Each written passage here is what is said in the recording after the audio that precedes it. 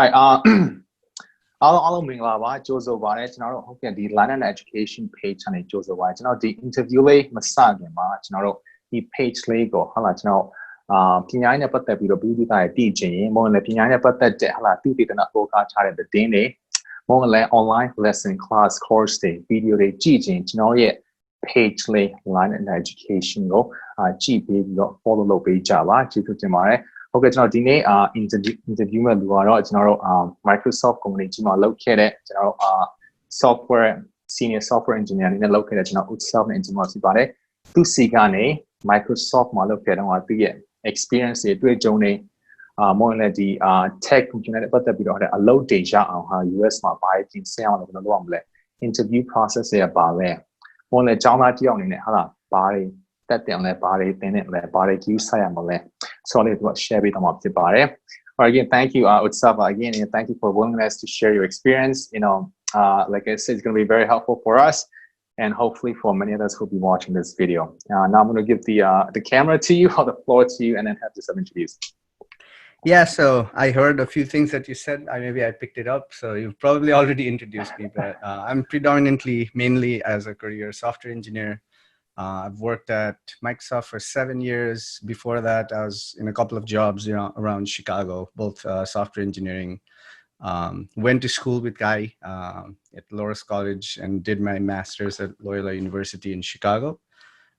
And as a hobby, I recently started a YouTube channel that revolves around productivity and software engineering. I play some music, as you can see probably in the background, as a hobby. I'm not very good. But aside from that, let me know if you have any questions in detail about anything, but that's about it. Awesome. Thank you for the introduction. So my first question, obviously, in Burmese, Microsoft are located located at Tweetjong lady, So what was it like to work for Microsoft? So it's awesome. I think initially it can be a little bit overwhelming. Like from something simple as like when you start, you'll be like, hey, this meeting's on building 50, right? And then you're like, wait, which building am I on? 37. Where is building 50, right? Or building 137. And just the sheer size where you have to like, there's an internal shuttle system that you call to go to meetings and stuff. So like you get the sheer size of the company, how big it is. But at the same time, it's also awesome because that means that it's very diverse, right? Like not only in terms of people that are from all around the world, all walks of life, but also in terms of project diversity. Say you could work at the cloud, browser, Xbox, Office, hardware, AR, VR, you name it. Like they've got it in their portfolio. So diversity was epic. That you could get involved in so many things, learn about so many new things, work with so many different people. Aside from that, I mean, another important reason that people consider like a top tech company is obviously your compensation package. They have like amazing compensation benefits, perks.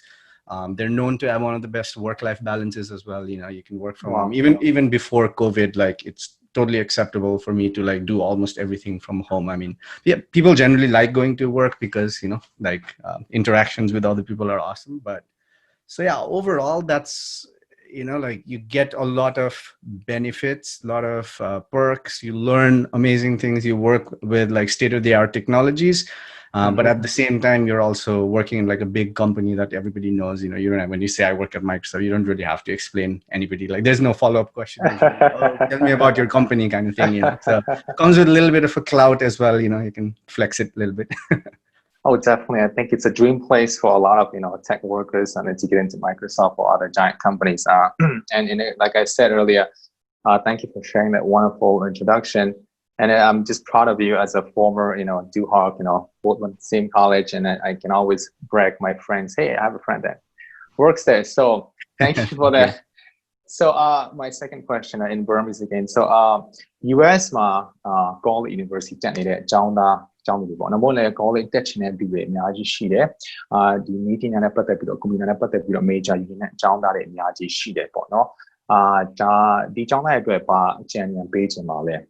So I mean, there are a lot of students in obviously high school students, in Asia, Burma, Nepal, looking to come to US and pursue their, major, in tech or computer related majors. So what is your advice to those students? I mean, it's great. I mean, I think it's maybe I'm a little bit biased, obviously, but I mean, tech in general is a great field.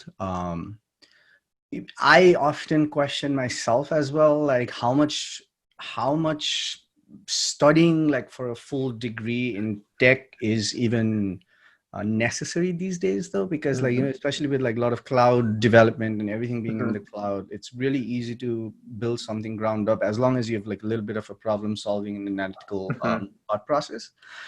Versus before, like if a lot of it was based on operating system hardware level engineering, so like computer science in general, algorithmic situations were really critical, which still are, but like because the majority of development now is like in web and it's more become software engineering these days, which you can really pick it up really fast on your own.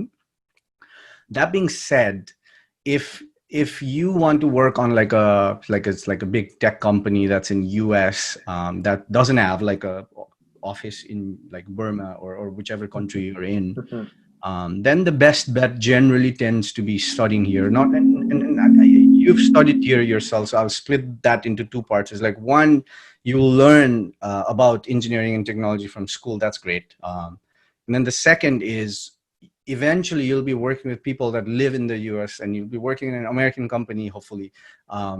So you learn a lot of other things that you generally don't learn if you don't go to school. Like you socialize with a lot of different people, you learn about the culture.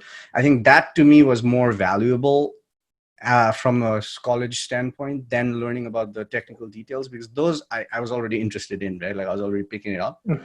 So first advice, if I would give, is like, when you think about studying in US, don't just take it as, okay, I need a job in computer science and I'm going to study the technical aspects from this school. Think about it as like, I want to experience living, learning, and like what the culture in US generally is. And I think that as a combination sets you up for more success than simply going and getting a computer science degree, right? That makes sense. So like much more holistic approach, as you just, Yeah. And we went to liberal arts school too. So I every time I get a chance, I recommend everyone to take liberal arts school, and I'm not even Catholic, but I studied in a Catholic school and learned so much about the history and all that. I mean, if you just purely go as a software engineer, I wouldn't have learned a lot of diverse things that I'm aware of now. I think that shapes you as a person. I think that's important. Definitely. I mean, with everything going on, like people personalizing things, customization, I think, it's great to understand people. You're working with people, right? So I think you have to understand people for sure. So, I mean, you kind of mentioned something, which I'll get to later, about, again, online learning. Everything is in the cloud. I think, people go to, edX or Coursera, Udemy. There's so many. So I think I want to get into that a little bit later. But so my next question, as of now, my third question is, a lot of, obviously, students, in Burmese first, right? ကျောင်းသားကျောင်းဒီတော့ကျောင်းသားကျောင်းသူတွေuniversity college ပြီးရင်ပေါ့နော်အလုပ်ရှာဖို့စိုးရင်ကြတယ်ဟာကျောင်းပြင်တာဘာလုပ်မလဲစိုးရင်ကြတယ်ဒီတော့ internship တွေရအောင်မဟုတ်ရင်လည်းအလုပ်တွေဒီလို Microsoft နဲ့တခြား company ကြီးမှာအလုပ်တွေရအောင်ဘာတွေပြင်ဆင်အောင်ဘာလုပ်ရမလဲ So like most students worry about like post college, what am I going to do now?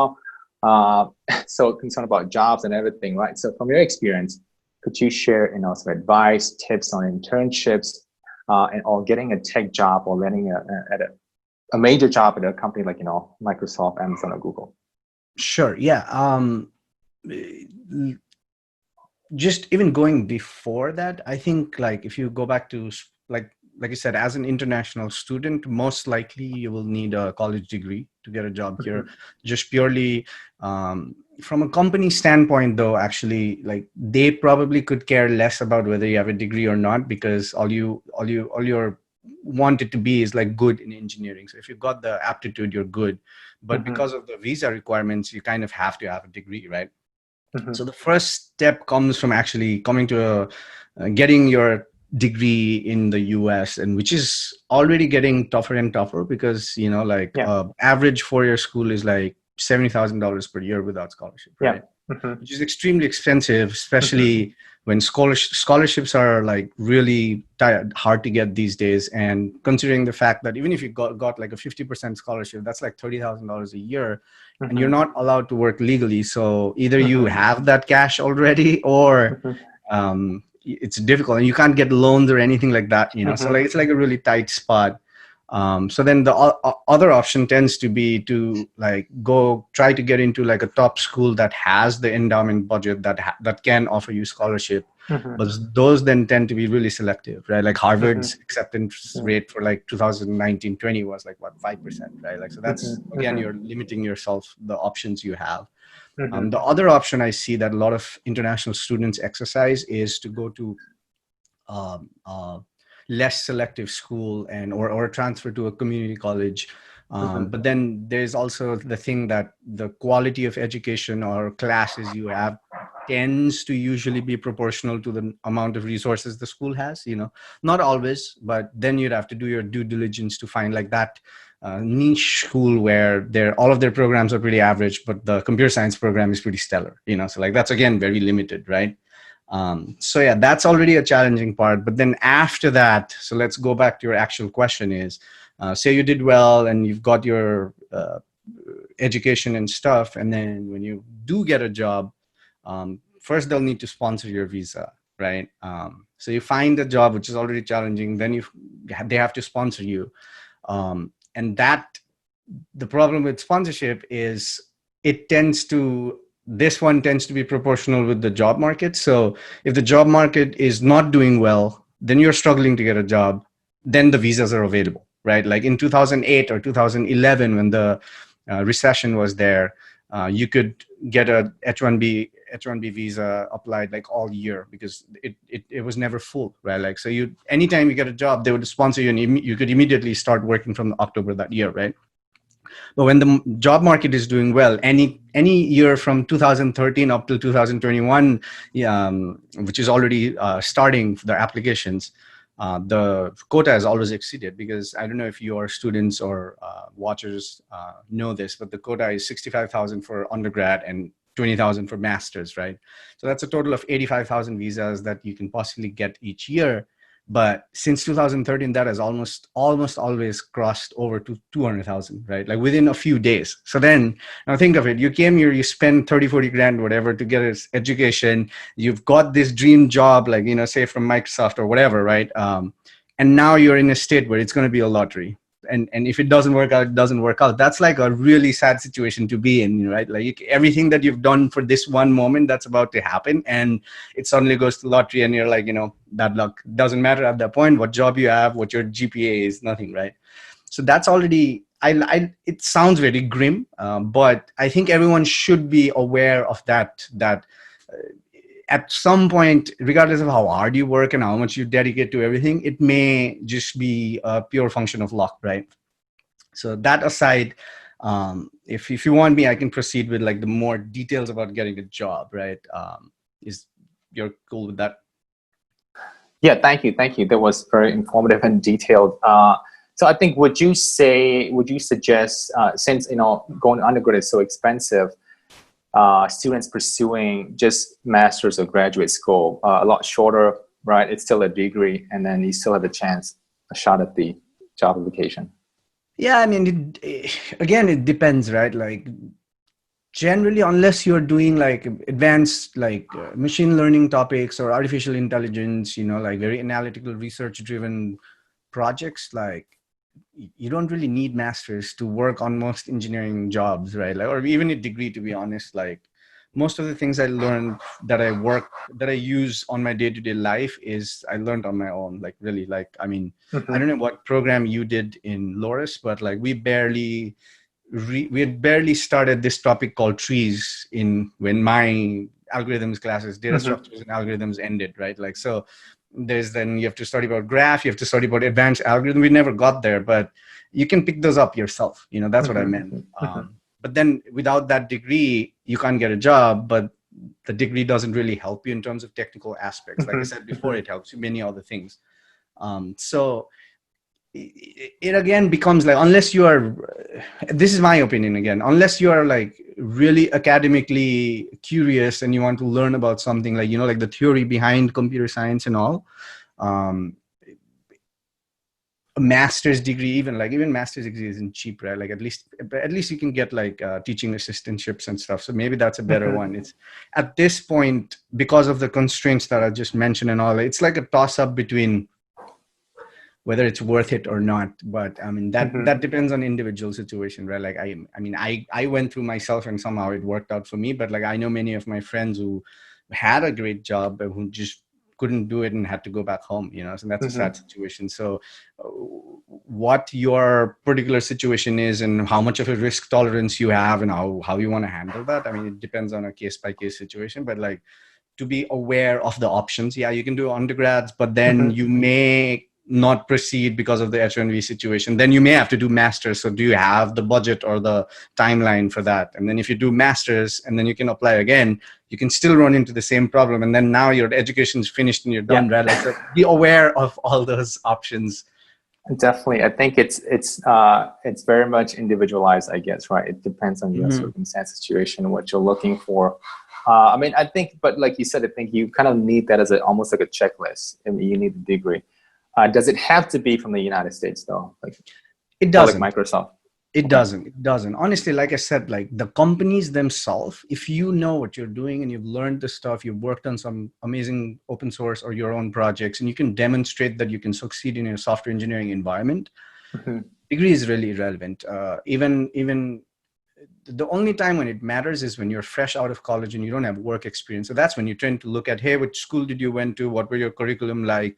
What projects did you do? What classes did you take? Even then, that alone is not going to get you the job. You still have to go through the same technical interview that I will have to go through if I reapply to Microsoft, right? It's the same thing. Like, no one really skips that. So as long as you can clear the assessment, the school part of things, it just probably helps you get the recruiter's attention, right? Like, hey, it looks like you went to a good school, did something, and then let's bring them in, right? Like, let's bring her in, you know, like that kind of stuff. But once you're in the interview setting, like I said, I interviewed a lot. Like, half of the times it's an interviewing event. As an interviewer, it's just like one meeting on your calendar, right? And like an average day, you go in the morning and then you review your day, like, hey, what meetings do I have? And then you notice, oh, I have an interview today. What position is this person interviewing for? That's all I care about. Like, if it's, oh, level 2, level 3, okay, fine. And then when the interview starts, so many times, like, because some days are so busy, I don't even have your resume with me. So for me, it's like I have my set assessment that I do, and this is mostly true with everyone. You clear that, I'm convinced, you know, like, you may not even have a degree, I don't even know, right? So that's, I mean, it's just interesting, like from the side of a student or a job applicant, I'm thinking is, you're serious, you want to put almost so much energy into it, but then I mean, for the interviewer, it's just like, it's a lot of traffic going through, and then I think you really have to stand out, right? Yeah. And I think, just speaking of interview, like most interview, I think, at Microsoft or big giant companies, they do have this phone first, and then there's an in-person or inside, right? Could you kind of elaborate on that? Yes. So before I proceed through, though, like, this is very specific to like top tech companies like Microsoft, Facebook, Google, Amazon, Uber, Apple, like that kind of companies who have large volume of applicants, and they need to somehow figure out, and they've, after years of interviewing, they've like kind of all settled on this format where they found that this is like the best way to evaluate. It's still not the like most optimum way of evaluating anybody, but then it's hard to evaluate anyone and guarantee their success in 45 minutes, right? So this is what they've settled to. But then there are a lot of other software engineering jobs, like smaller companies or startups that are looking to fill. They don't have like 1 year to get you trained, or they don't care which language do you use, right? Like, they have a specific need to fill, and they will want like, hey, we are looking for a front-end developer and our tool set is React and Node.js, right? So if you don't know that, you may not be interviewed because they need you to come and do that work right away. They can't spend 6 months in training you, right? Versus the bigger companies, they don't care about any of these, because as long as you've got the aptitude, they will train you. You will learn. That's the idea, right? Like, so with that caveat, for Microsoft, you generally have a like someone, a recruiter or someone will reach out to you. I wouldn't call this an interview, but I've known for them to ask you simple questions just to see that if you know at least what you're doing. So they may ask some basic questions like, hey, so do you know about like object-oriented programming? Oh, what is inheritance? Or can you explain composition or polymorphism, that kind of stuff? It may be a little bit different, but I don't even know if the recruiters will actually have the technical knowledge to gauge you, but like they're just looking that, okay, this person can talk about at least bare minimum. But that may not happen. If you already have a resume, then that's unnecessary. So then they'll talk about you, like see what your interests are. And usually every recruiter has like a few teams they hire for, and then they'll see if there's like a culture fit, right? Like that's a big thing too. Like, are you interested in these kind of things? If I just randomly ask you, what about Microsoft interests you? And then you say, yeah, especially like I've always liked the company, and especially after COVID, I love how Microsoft Teams has become so critical, something like that. And he's recruiting for teams. That's like a great sign, right? Like that kind of stuff. Look at your education and experience and stuff. And after that, if they like you, then they'll schedule you for a phone interview. 99.9% again, this is going to be technical. There won't be much chit chat. Like the interviewer will probably come like, hey, my name's this, your name's this. Okay, let's go on. Here's the question, code it out. And usually happens in a whiteboard, or on a phone interview, someone will share something that you can write code, and you just go through that on the phone, and that's it. And then after, if you clear that, then especially at Microsoft, generally you get flown over, if you don't live in the area, to the corporate headquarters or any other campus that you're interviewing in. And then you have 5 more interviews. All of them are technical. And you usually get 3 interviews. And if you do well, you get 2 more. But I see. 5 interviews, and I've briefly talked about that in my latest video. Is like there's 3 sections. Most of it is coding, problem solving. Second is behavioral, where they'll talk about like your challenges and trade-offs, if you understand that. And then the third one is system design. System design is rarer for college students because they haven't really worked on large-scale projects, so like they're not well versed. So you may not even get that. You may get 4 coding and 1 behavioral type. But for senior engineers, you will get more of system design because that's what you'll be doing mostly. I hope that answers your question. Oh yeah, definitely. I do want to say in Burmese. So Utsafa YouTube channel ရှိတယ်။ သူရဲ့ YouTube channel မှာခုနကသူ Microsoft နဲ့အခြား company ကြီးတွေမှာအလုပ်ရဖို့ပေါ့နော် interview process အသေးစိတ်ပြောတာရှိပါတယ်ကျွန်တော် link လေးကိုလည်းကျွန်တော်တင်ထားပါတယ်ဟုတ်ကဲ့ကျွန်တော်ကြည့်ရင်သူ့ကို subscribe လုပ်ပေးပါ follow လုပ်ပေးပါနော် yeah, so I mean thank you. I mean that was very informative, and I just told them to follow or subscribe to your channel. It's very informative. I mean I give it a thumbs up, 5-star for sure. Thank you. So just I think you did mention, I was watching a video and you mentioned something that which I've heard it, but then I think I've never heard it from the perspective of an interviewer, right? I think kind of put that in a very interesting way, that you have to be kind of really honest. You can't be memorizing all your answers, because I think a follow-up question will definitely mess things up, right? I mean you kind of I think you probably interview a lot of people. You kind of know whether they're telling a very genuine or honest story or not, right? So, I mean, could you elaborate on that and other interview tips that you think is important? Yeah, so like interview in general is the interview process is intense and very difficult for most people.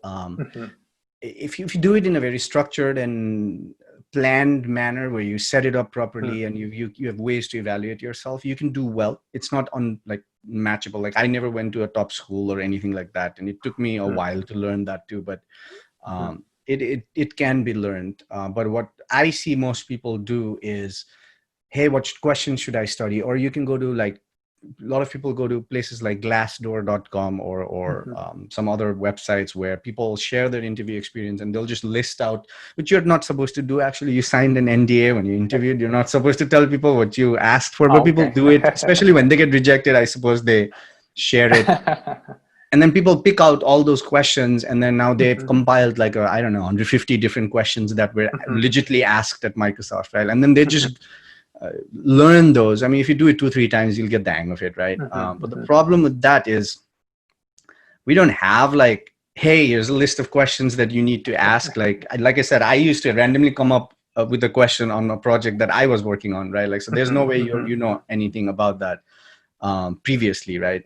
So then the problem with memorizing is you could get lucky. For example, like you got the question and you didn't say it and you pretended to like, like not know. And then I got convinced, say, for example, oh, this guy really struggled, but he did an awesome example, or she did a great thing. But then the next interviewer, you need to be extremely lucky to get 5 out of 5 that you've already seen, right? Like, so next one is going to ask a question that you don't know, and then you'll have a completely different outlook towards it. You may struggle. So like the moment when everybody meets later and one interview gives you like, oh, excellent, they solved it, great job, and then the other one says, I don't think they knew what they were doing. It's like, how can that happen? That can't happen, right? Like that doesn't happen in real life. So that's how I was meaning that it'll go. And even just a follow-up question, like if an interviewer suspects that you already knew this, it's very easy to change the constraint to see that if you genuinely thought about it or you just memorized, right? Like if you memorize, then you'll get stuck pretty fast. And that's also generally a bad idea in engineering, because a lot of it is very context driven. It depends on things, right? Like to give a very brief example, say you're building a website, right? And then it's like Twitter, and that's the example I give. Say someone says, I want to build something like Twitter. So you ask like, oh, the basic oversimplified functionality is I want to be able to tweet something. And when I press tweet, it needs to not only show me, but on all of my followers' feeds or whatever that is, right? So then I say, if I told you, oh yeah, that's great. The tweet can show up in a day. As long as it shows up sometime on everyone's feeds that day, I'm good. How you approach building that problem is completely different. If I said it needs to be instant. The moment I press tweet, like Kai follows me and he needs to see it, it's like a completely different challenge, right? Like, so like if I ask you the first question and first question and you had somehow memorized it, and I said, you know what, let's make it instant. I want the tweet to immediately show up. Now you're stuck, right? Like it's a completely different architecture. There's a lot of things you need to do to make it instant. Like resources are different. So that's the example I was talking about. It's very open-ended kind of question. So think of it as a discussion. Like it's really difficult to build that, because like the first thing is you're nervous in an interview because it always feels like someone's evaluating you, which is true in some ways. But if you can go in with the attitude where like, hey, this is a fellow software engineer, they already empathize with me, they're interviewing me, they've already gone through the process of except for like this rare 0.01% like genius person who just knows everything, like everyone went through the same process. So if you think of it that way, it gets away the nerves. And if you're not nervous and if you're just enjoying the process of talking to a fellow engineer, it goes much better. Even if you don't get stuck, you can ask, like, hey, I don't know, can you give me a hint? That's fine. No one knows everything, right? That's true. I think so. I think it's important to be true to yourself and to be true in your answers. And of course, I think we're not telling you to not to prepare for it. I think you should definitely prepare for your, you should anticipate some questions. Thank you. Again, so if you want to watch more of that, please subscribe to his YouTube channel, Utsavice, and I'm going to share it as well. So my fourth question, obviously, this is kind of a very broad, kind of a macro level, I guess. So for tech workers in Burma or in Asia in general, right? So like, what do you want to say? So in Burmese, Mavia tech worker, to advice page in that. So what's your advice for them? So in general, I think the reason I think tech is becoming so popular all over the world is because, like, for example, what I can build or what I can come up with, sitting in Seattle, working at Microsoft with all my resources, and what you can do or what someone else can do from Burma with a basic computer and access to internet with limited resources is not that much different. You can build anything from everywhere, So I think a lot of times we get obsessed about a specific company or a specific place, or Silicon Valley is like the birthplace for all great companies. I need to go to Silicon Valley to be able to build something, right? Like that. I think that's a flawed idea. I mean, yes, if you are already in Silicon Valley, you probably are surrounded by people who are like-minded, technological, entrepreneurial. That helps. But just because you aren't in Silicon Valley, it like shouldn't stop you from building as a software engineer, right? Like gather a few friends. Like it's a very lonely thing if you just do it yourself, because it's kind of like, it's not very exciting in many ways, right? Like it's exciting to me, but when you look at it from an outside, or you're sitting quietly all day writing code, it tends to be very lonely. But it doesn't have to be. Like that's not how it is in real life. Like gather a few friends, make it fun, like I don't know what you do for fun, like put on a movie, may do a hackathon project, build something that everybody. I do cooking. Yeah, cook something, drink beer, I don't know, like drink coffee, like whatever works for you, make it fun, and build something like, and another thing to add to that is like, we're always looking for something epic to build, right? It has to be the next startup, it has to be the next million. It doesn't, honestly. Like, to become a software engineer, just solve something that build something that solves your or a couple of friends' needs, right? Like, chances are that if you do that enough, there are many other people who have the same issues, right? Like, for example, if you wanted, like, to-do list is like a common beaten example, right? Everybody builds a to-do list as their first project. But maybe there's a valid reason. Maybe you use a lot of to-do list and you're always wondering, I wish this had that. I wish that. I need like 5 different app have 5 different features, but you wish it was in one app, right? As a software engineer, you can go build that, like build it for yourself. Maybe many other people think that it's the same thing and nobody does it, right? And if nothing, you learn how to build a software project end to end, right? So that's my main advice: is don't wait for like a big job or like a to be somewhere in some certain opportunities. Like, if you already have most likely what it needs to build software, and with everything on the cloud, if you can afford a few dollars here and there, you can even experiment with like cheap cloud services and stuff like that. Storage is cheap. So it's not that bad. Like, just go do it. Like, people give me the same advice with the YouTube channel. I was always waiting for this. Oh no, but I need a better camera. Oh, I need this, but I need to practice. And then a few friends that have YouTube, that's like, what, just make your video. Just start. Yeah. Yeah. The same thing with engineering. It's very few people can have a profession that they can build almost like art, right? Like the artists, they just need a canvas, imagination, and a few tools, and you can make art anywhere, right? Very few people can do that. Like, for example, if I talk about like accounting, right? Like, you can do your own accounting, but then that's that. Like, you can't get that creative with it, right? Like, you need clients, you need challenges. It's not like that with engineering. So I think you should take advantage of that situation, how much freedom and creativity you have. That's my advice. Awesome. That's very inspiring. I mean, it's speaking of like, just like, learning things on your own, right? Initiating things, self-learning, right? I think today, if you look at it, there are a lot of, free courses online from MIT, Harvard, even some major, universities. So your thoughts on educational technology and then post-COVID learning and working in general. So in Burmese, so the အခုခေတ်မှာကျတော့အားလုံး online ဖြစ်နေတယ်ဟာလား online တွေပဲသင်ကြတယ်ကိုယ့်အကိုအတန်းတွေယူကြတယ်ဟာလားခါကြတော့လေအဲ့ online class တွေဒီအကြောင်းကြီးတွေ MIT တို့ Harvard တို့ကနေ offer တဲ့အတန်းတွေဖြစ်တယ်ဒီတော့Utsav ရဲ့အမြင်ပေါ့နော်ဒီ online learning နဲ့ပတ်သက်ပြီးတော့ဒီ COVID ပြီးတော့ online learning နဲ့ပတ်သက်ပြီးတော့အလုပ်ကိစ္စဖြစ်ဖြစ်ဟာလားကျောင်းပညာရေးဖြစ်ဖြစ် online နဲ့ tech နဲ့ပတ်သက်ပြီးတော့ဘာကိုပြောချင်လဲ Okay, sorry, that was a little long. Yeah, for online learning, I mean, yes, especially with COVID and stuff, it's improved a great deal. But not only that, I think the move was started long time ago, like say, especially in tech, like everything's mostly remote, you can communicate with the advancement in like Teams and Zoom and, like Facebook Messenger and that kind of stuff. With courses too, like there was a movement, I think it started around 2005. Like I think MIT started it, calling it MIT Open Courseware. I learned a lot of topics, a lot of my review topics and stuff from like this guy called Eric Demain. He's a brilliant professor at MIT, right?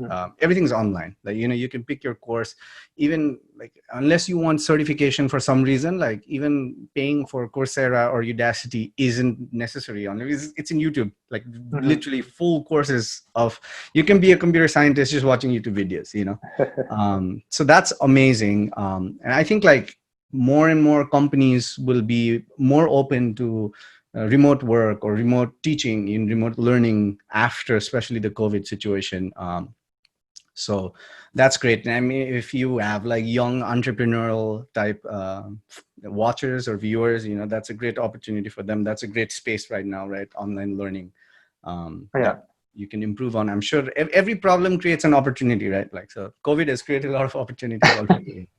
Definitely. I mean, for teachers or students, any useful resource that you could. I mean, some school district use like Microsoft Team. I mean, we use Google Classroom and stuff like that. Any resource that you think it's kind of will be helpful for students or teachers?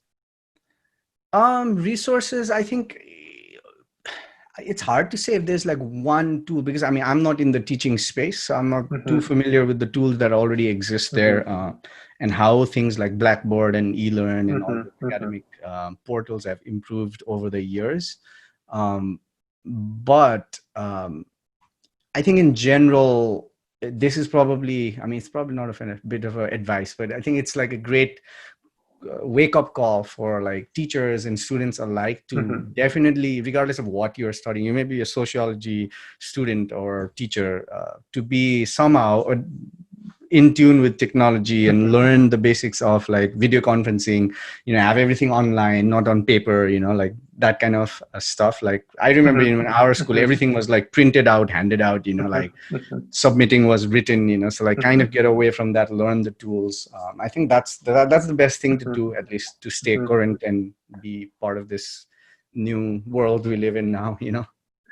Yeah, thank you. I'm not sure if you ever thought of this, but one of the questions that I always have, with online learning is the assessment. How do you make it credible? Like, how do you? I think again, kind of going into, I think you still need that human touch, that in-person learning. Would you agree with that? I absolutely agree. I mean, there's no replacement for human on human communication and interaction, right? Even like remote, like working from remote, for us, like, I mean, it wasn't always an option, but like once it was forced on you and you have to work day in, day out every day, and it suddenly started becoming like, hey, this sounded great in theory, but it's not that great in practice, because I loved walking into someone's room and saying, hey, I have this question, let's chat about it quickly, or draw something on the whiteboard. Now everything has to be a meeting, right? I need to set it up. I don't know what they're doing on their side. I need to ask, and it's not the same. I mean, it may work for someone. Again, it depends, right? Like maybe it's for some people that have a new baby, or that had an incredibly difficult commute. This is like magic, right? Like it's amazing. But for some people that live near work or like interacting, same with education, right? Like it's probably great. It's probably not that good, but I think it's a balance.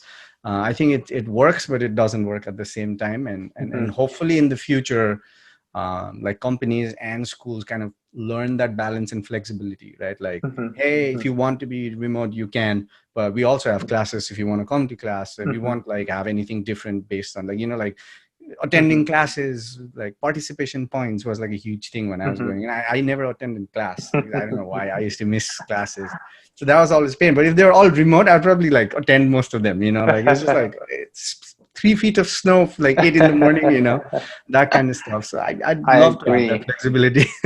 At times I agree with you. And actually, attend classes. I'm not telling you to not attend classes. No, I hear you.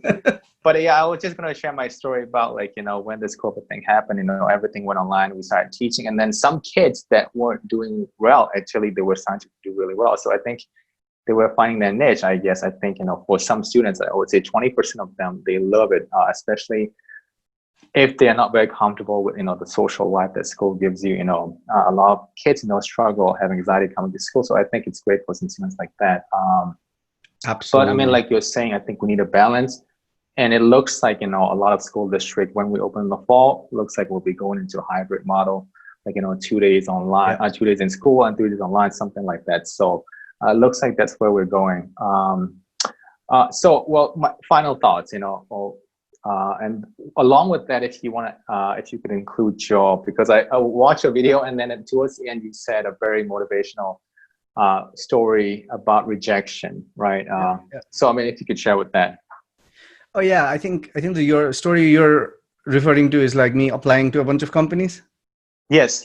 Yeah. Okay. Yeah. So, and this ties back, and I wanted to say that in my video too, but my video is already getting like 40 minutes long, so I had to compress it. But the idea was, I think we are very bad at self-assessment.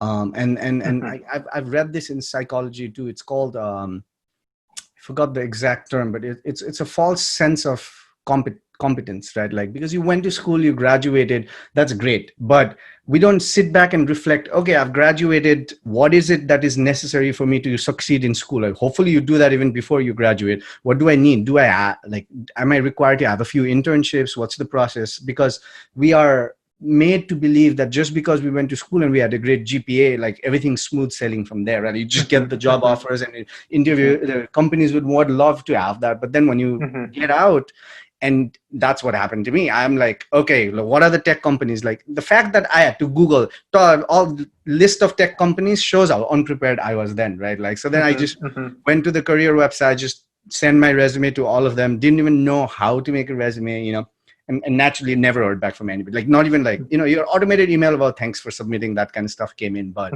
no one responded, didn't even have an interview. So like, there's not even rejection, right? Like, nobody even cared. That was that bad, but then that's again the false sense of competence, right? Like, I thought because I cleared school and I had a good GPA, I have a computer science degree, I have a math minor, I should just get jobs. But that's not true. Like, once you realize how much competition there is, and they get like millions of applications each year, and you didn't set yourself apart, or you didn't try hard, it's difficult, right? Like, for me, it was that I got rejected. Then I did briefly some other stuff. Then I went for masters, and then I learned a little bit more about the process. Then I think after masters, I applied for like 40 or 39 or 40 companies, and then heard back from like, I think 6 or 7 companies, interviewed for them, got one offer, got rejected in all of those, and then took that job, worked there for a while, and then learned some more, right, like about jobs and interviews and all that. And then I think it took that long for me to realize that, hey, you need to really prep and work hard and understand what you want doing if you want to apply to companies like Microsoft and Amazon or Google, right? So I think it took me that long to like attempts and trying and understanding. And then that time I really prepped hard and I took it really seriously. I kind of knew what was required, and I applied to Amazon and Microsoft, and I got an offer from Microsoft, and I took that. So that's that. And then I got into interviewing. Then I understood even more. Oh, okay. And then now when I reflect at me applying at 57 companies, like, no, that wouldn't have worked, like, it just goes to the void because like so many people apply, right? Like, how to, like, that's also like part of why I made that video, is like, you don't know what you don't know, right? Like, so it's like, Right, if no one tells you, you don't know, you think you've done the best thing that you know, right? Self-assessment, being self-critical is so important. So just, like, you probably have a mantra or some sort of a quote that you live by. Could you share that with us, the final words? I don't. Wow, like, I should have written something epic, but I don't have a mantra. If there is a mantra, I will tell you that I am no different, or anybody that works at Google or Facebook, Microsoft is no different than anybody that's watching your channel. We all struggle through the same, like, eventually I'll have to get a job and I'll have to go through the same problems. Being an interviewer, interviewing completely two things. I'll have the nerves, I'll have to do the same prep, So just know that everybody does the same thing. And the best thing to do is, I always start from a point where I just assume that I'm not good enough. That works for me. And I prep harder because I think, and then usually when I interview, it's like, oh, okay, that wasn't that bad, versus you thinking that you're really good and then getting a big shock when things happen. So like, that's one. And I am usually obsessed about like time management and how I spend my time. And I'm really good with assessing myself. So like, that's why I kind of mentioned, like, a lot of people just like solve problems endlessly and hope that they just know everything. And that's again, lack of assessing yourself, right? Like, I've done this problem for 5 days and my speed isn't improving. Like, why is it not improving? Though I think like that metacognition is pretty important. So yeah, as long as you're always trying to improve, you're progressing, you have goals you've set, and you're being smart about how you get them, I think you'll do well. Don't stress out. Enjoy the process. We get too stressed out in life. Thank you. I mean, what an inspiring story, and thank you so much for doing this interview itself. And like I said, I'm not sure. I just want to make you understand that I sincerely thank you, like, for doing this, and I appreciate, and I'm thanking Andrea in advance for the future interview that she was going to do with me. So thank you, and I hope you're doing well. Be safe out there. Yeah. And I'm looking forward to all your videos, things that you're going to be accomplishing in the future. I mean, I know you're going great places. So again, thank you. And you have a wonderful rest of the day. It's up. You too. Thanks. All right. Take care.